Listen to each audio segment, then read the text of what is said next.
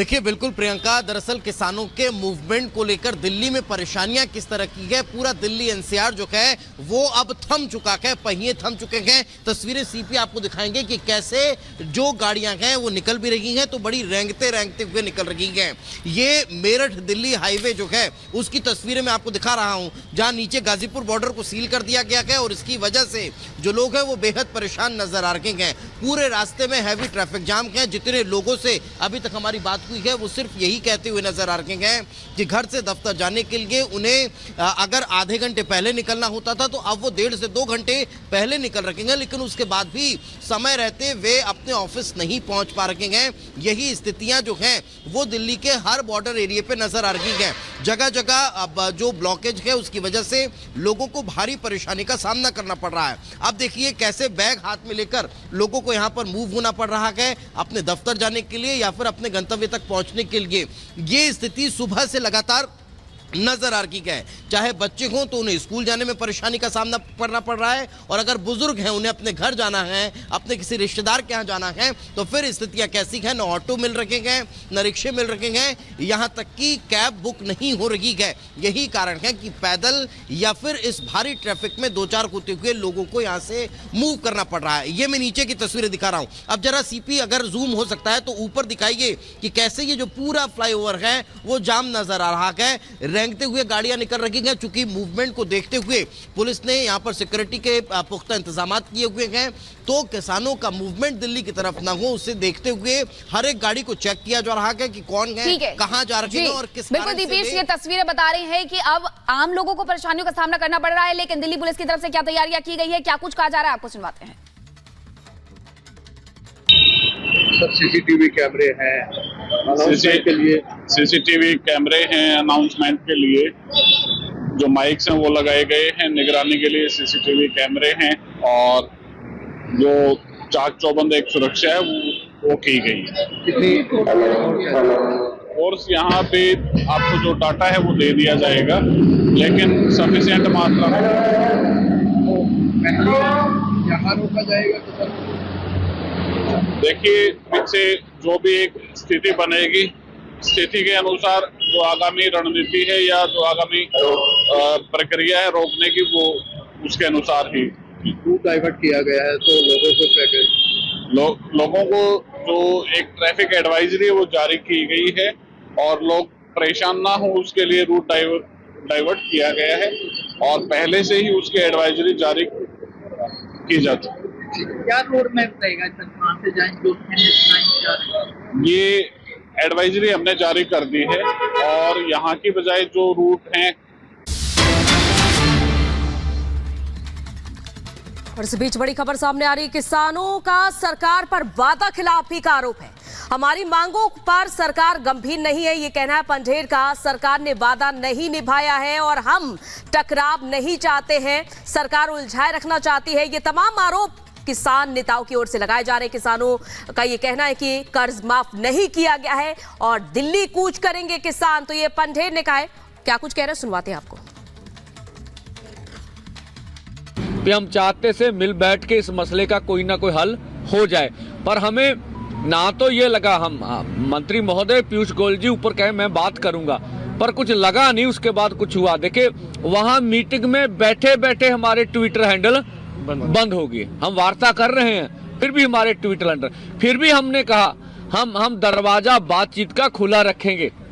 हम आज भी कहते हैं सरकार कोई भी अनाउंसमेंट कर सकती है, अजय लगता उन्हें भी हम कुछ देना चाहते हैं तो वो दे दें, लेकिन सरकार जो कुछ कह रही है वो सिर्फ हमारे आंदोलन का टाइम पास करना चाहती है, जो हमने देखा।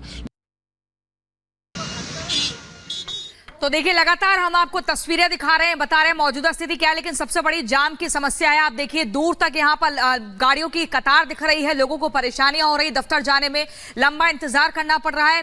आपको बता दें सिंगू बॉर्डर, टिकरी बॉर्डर, गाजीपुर बॉर्डर, ये तमाम वो बॉर्डर हैं जहां पर सील किया जा चुका है। तो जाम की स्थिति बनी हुई है, लेकिन ऐसे में आंदोलन को लेकर के सवाल उठने लगे। पहला सवाल यह है कि चुनावों के ऐलान से ठीक पहले आखिरकार ये आंदोलन क्यों हो रहा है, यानी कि इसकी टाइमिंग को लेकर के अब सवाल उठ रहे हैं। लाखों लोगों को जो परेशानी हो रही है, जगह जगह जो जाम की स्थिति हो रही है, उसका जिम्मेदार कौन है? ये सवाल नंबर 2 है कि ये तमाम जो समस्याएं आम लोगों को हो रही है, अब उसका जिम्मा कौन लेते हुए नजर आ रहा है, क्योंकि किसानों के द्वारा साफ तौर पर कह दिया गया है कि 10 बजे के अंदर अंदर वो कूच कर जाएंगे। तीसरा ये एंगल है कि क्या राज्य सरकारों ने मांगे मान ली है, क्योंकि चंडीगढ़ में कल देर रात तक मीटिंग हुई थी नेताओं के साथ और ऐसे में बात हालांकि नहीं बनी। चौथी आपको सवाल बताते, कुछ संगठनों का आंदोलन है, सिर्फ 1-2 राज्यों में ही आंदोलन क्यों हो रहा है, ये सवाल भी अब उठ रहे हैं। किसे पंजाब और हरियाणा की तरफ से किसान क्यों दिल्ली की तरफ रुख कर रहे हैं। पांचवा बताते आपको, जब बातचीत से इनकार कर दिया गया, सरकार के आश्वासन पर विश्वास नहीं जताया जा रहा है। कल शाम तक ये खबरें आती रही कि बात बन गई है, लेकिन रात 11 बजे जब मीटिंग खत्म होती है तो कहा यह जाता है कि बात नहीं बनी है, यानी कि बात वहीं जाकर के थम गई है जहां से शुरू हुई थी। कई राउंड की बातचीत हो चुकी है, 2 राउंड की वार्ता के बाद भी अभी तक कोई भी हल नहीं निकला और यही वजह है कि अब किसानों ने अपने ट्रैक्टर पर सवार होकर के दिल्ली की तरफ कूच करने का निर्णय ले लिया है और अब यहां पर कूच करते हुए भी नजर आ रहे हैं। और अब आगे बढ़ेंगे, बात करेंगे महाराष्ट्र के कांग्रेस को लेकर के। सदस्यत्व का एमएलए के मैंने आज इस्तीफा स्पीकर के पास मिलकर सौंप दिया है।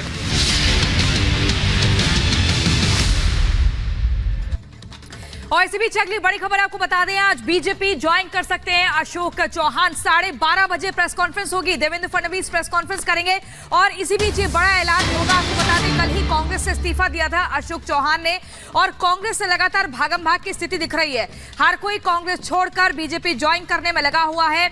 12:30 बजे आज का जो समय है वो काफी खास होगा, क्योंकि मुंबई में देवेंद्र फडणवीस जो कि उप मुख्यमंत्री हैं, उनकी प्रेस कॉन्फ्रेंस होगी और 12:30 बजे बीजेपी ज्वाइन कर सकते हैं अशोक चौहान। ये बड़ी खबर आपको बता रहे हैं। महाराष्ट्र में महाखेला की तस्वीर, चौहान का हाथ अब बीजेपी के साथ है और 12:30 बजे इस पर एक मोहर लग जाएगी।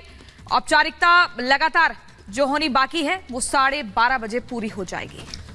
तो देखिए, जहां जहां इंडिया गठबंधन को मजबूत करने की नींव रखी गई थी, वहां वहां ये ईंट दरकती हुई नजर आ रही है। और अब बारी है महाराष्ट्र के पूर्व मुख्यमंत्री और दिग्गज नेता अशोक चौहान ने कांग्रेस का साथ छोड़ दिया है। लोकसभा चुनाव से पहले चौहान के इस फैसले से कांग्रेस को बड़ा झटका लगा है और यह कहना गलत नहीं होगा कि इसकी भरपाई कांग्रेस शायद ही कर पाए, क्योंकि अशोक चौहान का एक फिक्स जनाधार है और वो कांग्रेस के पुराने और बड़े नेताओं में गिने जाते थे। कांग्रेस के लिए इस रिक्त स्थान को भरना एक मुश्किल टास्क साबित हो सकता है। देखिए हमारी खास रिपोर्ट।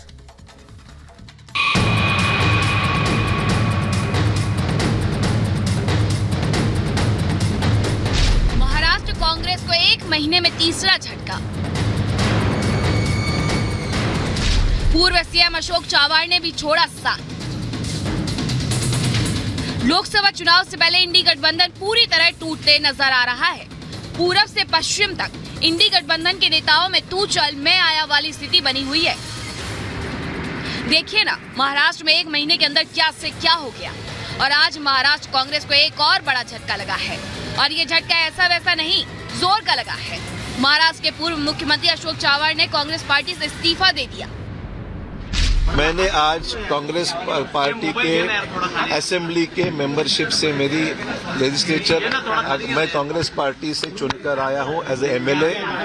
वो सदस्यत्व का एमएलए के मैंने आज इस्तीफा स्पीकर के पास मिलकर सौंप दिया है।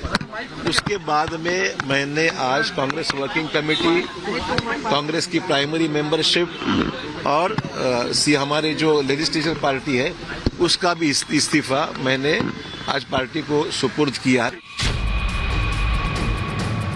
इधर पूर्व सीएम अशोक चौहान ने कांग्रेस से इस्तीफा देने पर एआईएमआईएम नेता वारिस पठान का कहना है, ऐसी खबरें हैं कि वो बीजेपी में शामिल हो रहे हैं। ये अब एक पैटर्न बन गया है। ये वो लोग हैं जो हर दिन हमको बोलते थे कि एमआईएम बी टीम है, बी टीम है, बी टीम है। अब कौन है बी टीम? असल बी टीम ये थे, चले गए अपनी जगह के ऊपर। देखो, सेक्युलरिज्म के नाम के ऊपर लोगों से वोट लिया, लोगों को बेवकूफ बनाया और सारे वोट लेकर कहाँ चले गए? ये महाराष्ट्र की जनता देख रही है, इसका जवाब जरूर मिलेगा। और कहाँ चले गए?